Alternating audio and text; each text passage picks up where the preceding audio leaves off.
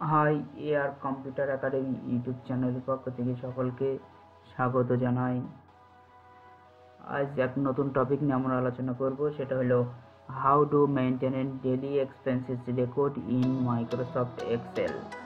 Microsoft এক্সেলে কীভাবে আমাদের প্রতিদিনকারের খরচপত্র মেনটেন করব সেই বিষয় নিয়েই আজকের আলোচনা। শুরু করা যাক আজকের আলোচনার প্রথম পর্ব। প্রথমে আমরা কি করব, মাইক্রোসফট এক্সেল প্রোগ্রামটি স্টার্ট করব।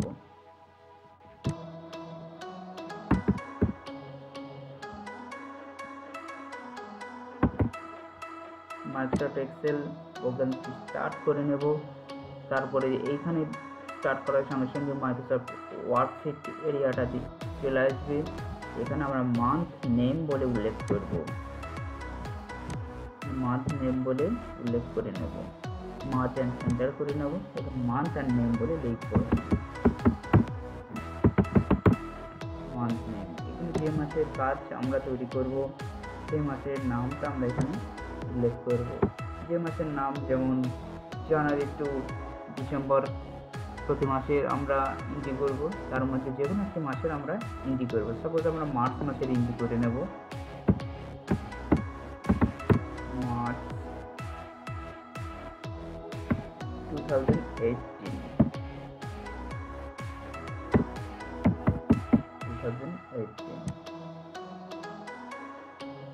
এরপরে যেটা তৈরি হবে, এখানটায় আমরা ওপেনিং ব্যালেন্স লিখব, অর্থাৎ যে টাকাটা নিয়ে আমরা স্টার্ট শুরু করেছি সেই টাকাটা যেটা আমাদের হাতে বর্তমানে আছে সেইটা লিখব, ওপেনিং ব্যালেন্স।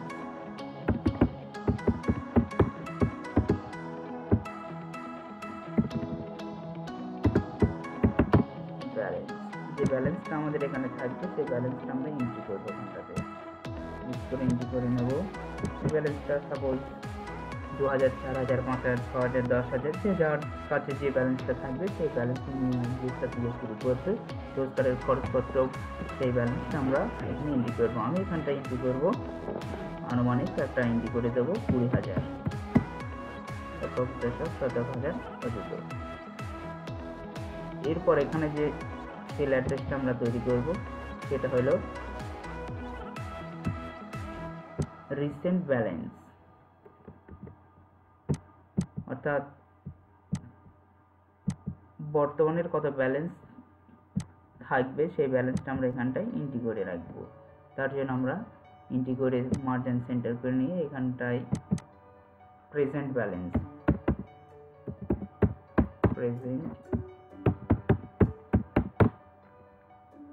প্রেজেন্ট ব্যালেন্স বলে এন্ট্রি করব। এখানে প্রেজেন্ট ব্যালেন্স যত থাকবে আমরা সেই ব্যালেন্সটা এখানটায় অটোমেটিক ফর্মুলার মাধ্যমে লজিক্যালি চলে আসবে। সেটা আমরা কাজের পরে দেখে নেব কিভাবে আসবে। অ্যাট ফার্স্ট সেটাকে আমরা এই রোটাকে আমরা কালার দিয়ে হাইলাইট করে নেব, যাতে করে বুঝতে সুবিধে হয়।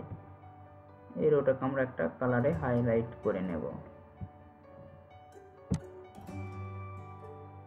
হাইলাইট করে নিয়ে লেখার কালারটাও আমাদের ইচ্ছে মতো চেঞ্জ করতে পারি। লেখার কালারটা চেঞ্জ করে দিলাম। এরপরে এইটাকে একটা হাইলাইট কালার করে দেব।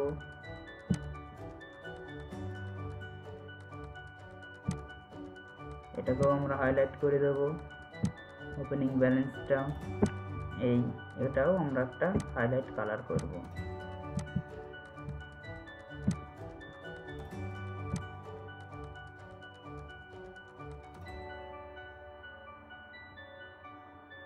এই একটা হাইলাইট কালার করে দেব। এরপর যেটা আমাদের কাজ হবে, প্রথমেই সিরিয়াল নম্বর এন্ট্রি করব, এসএল নম্বর, তারপর সেলে গিয়ে ডেট, তারপরে গিয়ে যেটা করব ডেইলি এক্সপেন্সেস ডিটেলস, অর্থাৎ প্রতিদিনকার যে খরচ হচ্ছে তার এই ডিটেলস পত্র আমরা তৈরি করব এইখানটাতে। তার জন্য এই বারটা আমরা তৈরি করব, ফরম্যাট মেনুটা ডেইলি এক্সপেন্সেস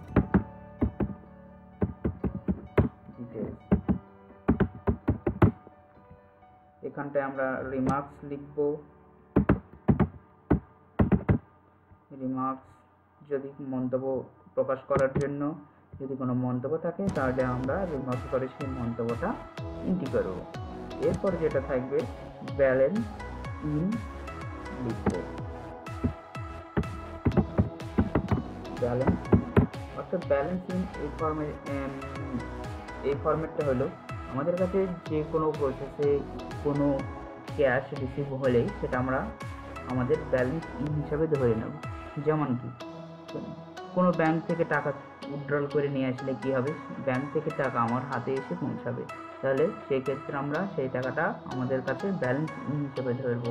আবার কারো কাছ থেকে টাকা পেতাম, সে যদি আমাদেরকে টাকাটা পেড করে তাহলে কি সেটা আমরা ব্যালেন্স ইন হিসেবে ধরবো। আর নেক্সট যেটা হবে সেটা ব্যালেন্স আউট, অর্থাৎ ব্যালেন্স আউট বলতে কি আমাদের কাছ থেকে যে সমস্ত টাকা উইথড্রল হবে অর্থাৎ যে সমস্ত টাকা পে হবে সেটা আমরা ব্যালেন্স আউট হিসাবে ধরে নেব। যেমন কি কেউ যদি আমাদের কাছ থেকে টাকা পেয়ে থাকে তাহলে সেটা ব্যালেন্স আউট হবে। আবার কখনো যদি কোনো মার্কেটের পারপাসে খরচ করে থাকি তাহলেও আমরা ব্যালেন্স আউট হিসাবে ধরে রাখবো। এরপরে যেটা হবে নিট অ্যামাউন্ট, ব্যালেন্স ইন এবং আউট হওয়ার পর যে অ্যামাউন্ট আমাদের কাছে থাকবে সেটা আমরা ব্যবহার করবো আমরা নিট অ্যামাউন্ট হিসাবে, নিট অ্যামাউন্ট বা নিট ব্যালেন্স হিসাবে ব্যবহার করব। और অ্যামাউন্ট, নিট অ্যামাউন্ট আর ব্যালেন্স হিসেবে আমরা এটা ব্যবহার করব, অর্থাৎ যে টাকাটা আমাদের কাছে বর্তমান নিট হয়ে থাকবে। এরপরে এই সেল কটা কলম কটা আমার এক্সট্রা হয়ে গেছে, এটা এই কটাকে আমরা ডিলিট করে নেব। ডিলিট করার জন্য সিলেক্ট করে আমরা রাইট ক্লিক করে দিতে যাব, সঙ্গে সঙ্গে আমার সাইডে চলে আসলো। এরপরে সিরিয়াল নম্বরে আমরা যে খরচপত্র হয়েছে তাদের সিরিয়াল সূচি তৈরি করব, তার জন্য সিরিয়াল নম্বরে সিরিয়াল নম্বর দেবো। এরপর যতদিন পারের জন্য তৈরি করবো ততদিন পারে এখান থেকে ক্লিক করে ড্র্যাগ করে নিয়ে এটা টেনে নেব। 1111 হয়ে আছে, এটা আমরা ফিল সিরিজে গিয়ে ক্লিক করে অটোফিল অপশনে ক্লিক করে ফিল সিরিজে ক্লিক করে নিলে এটা সিরিয়াল ওয়াইজ সাজিয়ে যাবে। যেমন কি 1 2 3 4 5 6 7টা ডেটটা যে ডেটের খরচপত্র আমরা এখানে এন্ট্রি করতে চাই সেই ডেটের খরচপত্র আমরা এগুলো এন্ট্রি করব এখান থেকে।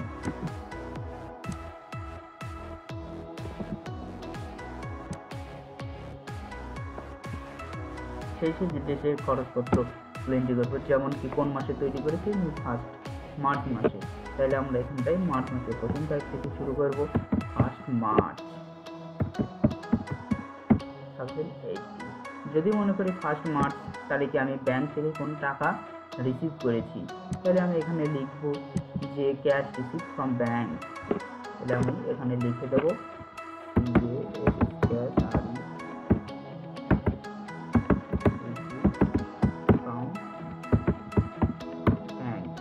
তাহলে কিসের মাধ্যমে করেছি, cash hand, cash in hand,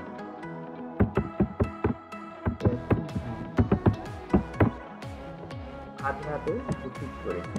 কত টাকা রিসিভ করেছি অর্থাৎ কত টাকা উইথড্রল করে নিয়ে এসে আমরা এখানে যদি উইথড্রল বলে লিখে দিলে সুবিধা হবে। রিসিভ করার মানে কি ব্যাংক থেকে টাকা উইথড্রল করে নিয়েছি, উইথড্রল হিসেবে ব্যবহার করব। কত টাকা ব্যাংক থেকে উইথড্রল করে রিসিভ করেছি সেটা সাপোজ 5500 টাকা, কোনো ব্যালেন্স আউট নেই।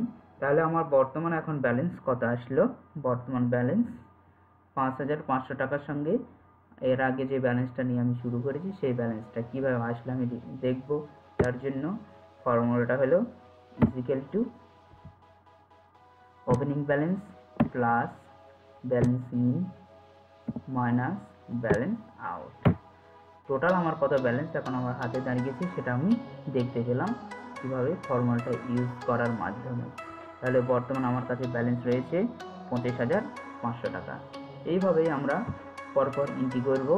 এন্ট্রি করার সঙ্গে যদিও এখানে আরেকবার ফর্মুলা ইউজ করতে হবে, তার জন্য আমি নেক্সট আরেকটা এন্ট্রি করে নেব, যেমন 2/3/2018 এটাও আমি মার্জিন সেন্টার করে নেব।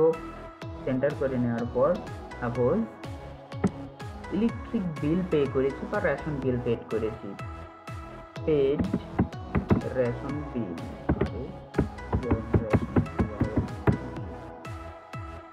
কিসের মাধ্যমে করেছি? ক্যাশের মাধ্যমে। রিমার্ক মন্তব্য আমি লিখে দেবো ক্যাশ। কত টাকা বিল পেড করেছি? রেশন বিল 2100 টাকা। এখানটায় গিয়ে ক্লিক করে লাস্ট আরেকবার ফর্মুলাটা ইউজ করব। এরপরে আর ফর্মুলা ইউজ করতে হবে না, সেটা জন্য সেম একই ফর্মুলা। ফার্স্ট এটা যখন ইউজ করেছিলাম তখন ওপেনিং ব্যালেন্স নিয়ে শুরু করেছি, এখন আর এই ওপেনিং ব্যালেন্সটা আর থাকছে না। এখন আমার ওপেনিং ব্যালেন্স হয়ে গিয়েছে দিনের মাসের দ্বিতীয় খরচ, দ্বিতীয় যে ইয়েটা রয়েছে খরচ বা ডিপোজিট যেটা রয়েছে সেটার জন্য এইখানটায় ফার্স্ট আর্টিকেলসটা আমরা ক্লিক করব, ইয়ে plus balance in minus balance out. এবার দেখা গেল আমার কাছে বর্তমান আর আমার কাছে ব্যালেন্স রয়েছে 23,440 টাকা। যেমন কি আমার কাছে ব্যালেন্স ছিল 25,500 টাকা, রেশন বিল দেওয়ার জন্য খরচ হয়েছে 2100 টাকা, এখন আমার হাতে রয়েছে 23,400। এইবার কী করবো, আমরা এটাকে ড্র্যাগ করে টেনে নেব যতটা প্রয়োজন, অর্থাৎ যতদিনের হিসাব আমি করতে চাইবো। এবার এই অবস্থায় রেখে দেবো। এরপরে ডেট ওয়াইজ আমরা সেটাকে এন্ট্রি করতে যাব। মনে করি 3 তারিখে খরচ করেছি, 3 তারিখের জন্য একটা খরচ লিখবো এখানটায়, যেমন কি বাই রাইস 10 কেজি।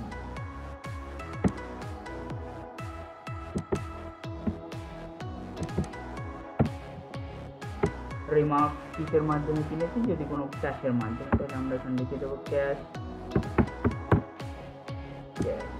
কত টাকা দিয়ে কিনেছি? 10 কেজি চাল, সাপোজ 1000 টাকা বা 1050 টাকা, যে কোনো একটা এন্ট্রি করবো যে খরচটা আমাদের হবে। এবার বাইরে ক্লিক করলেই অটোমেটিক্যালি আমাদের ক্যালকুলেট হয়ে যাচ্ছে। আবার একটা এন্ট্রি করে দেখে নেবো 4/3/2010। সাপোজ একটা লিখবো, যে কোনো খরচ বা ডিপোজিট যাই হোক একটা লিখবো, তাহলে ক্যাশ রিসিভ। মনে করি আমি কারোর কাছ থেকে টাকা পাই, তাহলে যার কাছ থেকে টাকা পাবো তাহলে কি আমার ক্যাশ রিসিভ হচ্ছে, তাহলে আমরা লিখবো ক্যাশ রিসিভ ফ্রম, যে পার্সনের কাছ থেকে টাকা পাবো সেই পার্সনের নাম আমরা এখানে লিখে দেবো।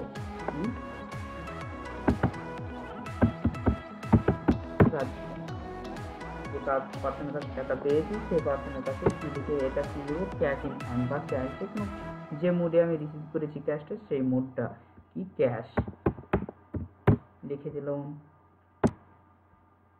কত টাকা রিসিভ করেছি?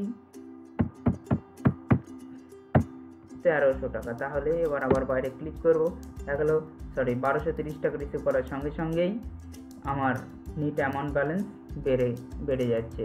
এরকমভাবে আরও যে ডেটগুলো রয়েছে, অর্থাৎ আরও যে সিরিয়ালগুলো পরপর মাসের প্রতিটা দিন আমরা এন্ট্রি করতে থাকবো।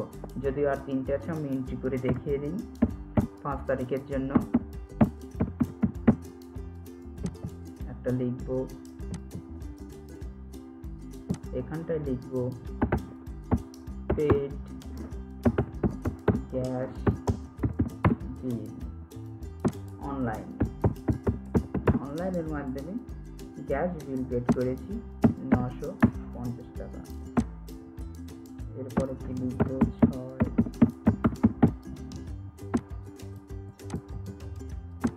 মার্জিন সেন্টার করে নিয়ে লিখবো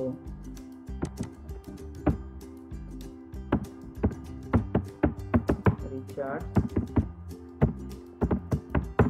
মোবাইল। কিসের মাধ্যমে করেছি? ক্যাশের মাধ্যমে, অনলাইনের মাধ্যমে বা ক্যাশের মাধ্যমে, যেটাই করেছি লিখে দেবো। কত টাকা করেছি? 399 টাকা। এরপর একটা লিখবো কি,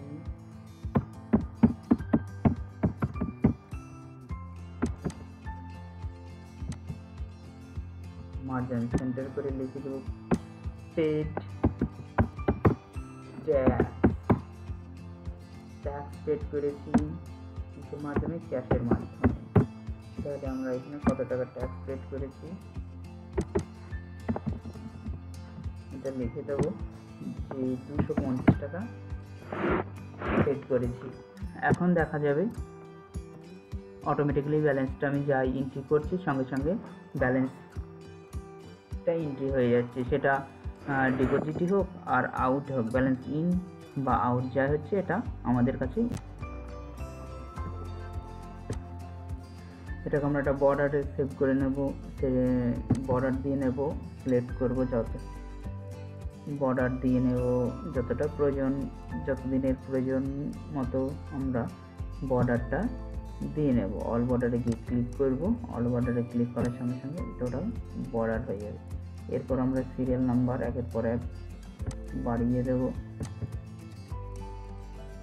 মনে করি এই পর্যন্ত তৈরি করে সিরিয়াল নাম্বার ফিল সিরিয়াস করে দেবো, অর্থাৎ 1 থেকে 18 দিন পর্যন্ত রয়েছে। এরপরে এখানটায় আরেকটা এন্ট্রি করে আমরা দেখব, আর তার আগে রো সংখ্যা বাড়ানোর সঙ্গে সঙ্গে লাস্ট নিট ব্যালেন্স সেল অ্যাড্রেসে ক্লিক করে আমরা এটাকেও বাড়িয়ে নেব, যতটা রো বাড়িয়েছি সেম একই। তাহলে সঙ্গে সঙ্গে আমার ব্যালেন্সটা নিচ পর্যন্ত অটোমেটিক একটা ক্যালকুলেট করে নেবে। এখানটায় দেখি ব্যালেন্সটা ক্যালকুলেট কেমনভাবে করছে। 8/3/2018 এখানটায় একটা লিখব পেড ক্যাশ বিল, কিসে, ক্যাশের মাধ্যমে। তাহলে আমরা এখানটায় ক্যাশের মাধ্যমে পেড ক্যাশ বিল করে দেবো 960 টাকা। সঙ্গে সঙ্গে আমার ব্যালেন্সটা ক্যালকুলেট করে নিল, ব্যালেন্স আউট হয়ে গেল। 21,981 টাকা থেকে 960 টাকা চলে এলে বর্তমান ব্যালেন্স আমার রয়েছে 21,021 টাকা। এরকমভাবেই তাহলে আমার বর্তমান প্রেজেন্ট ব্যালেন্স কত, প্রেজেন্ট ব্যালেন্স হলো 21,021 টাকা। এটা আমার এখানটায় কীভাবে শো করবো আমরা দেখব। শো করার জন্য কী করবো, ইকুয়াল টু টিপবো, লাস্ট ব্যালেন্স সেল অ্যাড্রেসে গিয়ে ক্লিক করবো, সেল অ্যাড্রেসে ক্লিক করার পর এন্ট্রি করে দেবো। এখানে যে ব্যালেন্সটা শো করছে এখানেও সেম দেখা যাচ্ছে, একই ব্যালেন্স শো করছে। এরকমভাবে আমরা আরও যে দিনগুলো থাকবে একটা মাসের পরবর্তী দিনগুলো এবার এই ব্ল্যাঙ্কগুলো এন্ট্রি করার সঙ্গে সঙ্গে এগুলো আমার অটোমেটিক ক্যালকুলেট হবে এবং প্রেজেন্ট ব্যালেন্সটাও আমার এখানে শো করবে। যদিও আমি এখানটায় আর দুটো একটা দেখিয়ে দিই তাহলে আরও ক্লিয়ার হবে। 9/3/2018 তারিখে আমি ক্যাশ রিসিভ করেছি, লিখব ক্যাশ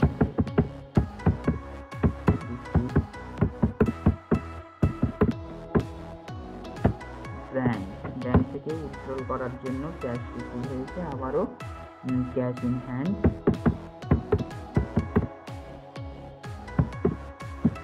সরাসরি ব্যাংক থেকে উইথড্রল করে নিয়ে আসা হয়েছে।